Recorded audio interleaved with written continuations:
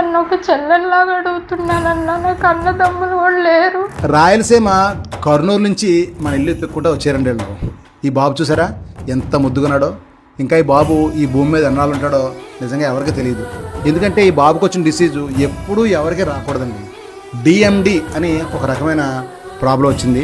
సరదాగా ఆడుకుంటున్నాడు కానీ ఏం తెలియదు తను ఎన్నాళ్ళు ఉంటాడో భూమి మీద. అబ్బాయికి కూడా తెలియదు. అక్కడికి తల్లిదండ్రులు ఇద్దరు ఈ 4 ఏళ్ల బాబు కోసం 1 year నుంచి క్లౌడ్ ఫండింగ్ చేస్తున్నారు. ఆ తల్లి చాలా చాలా బాధపడతా నాకు చెప్తుంటే నాకు ఎంతో బాధ కలిగిందండి. ఒక్కసారి అసలు ఏంటో ప్రాబ్లం ఆవిడ మాటల్లో వినండి ఒకసారి. అన్నం తినే చేత్తో అడుగుతున్నానండి, ప్లీజ్ అండి మా బాబుకి పునర్జన్మ ఇవ్వండి.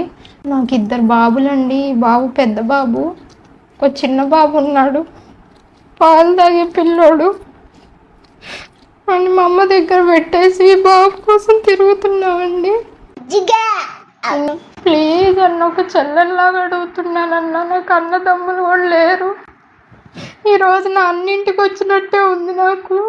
ప్లీజ్ మీరు కూడా వచ్చి ముందరకు వచ్చి బాబుని కాపాడండి. ఇది ఒక్కటే నేను కోరుకునేది. ప్లీజ్ అండి.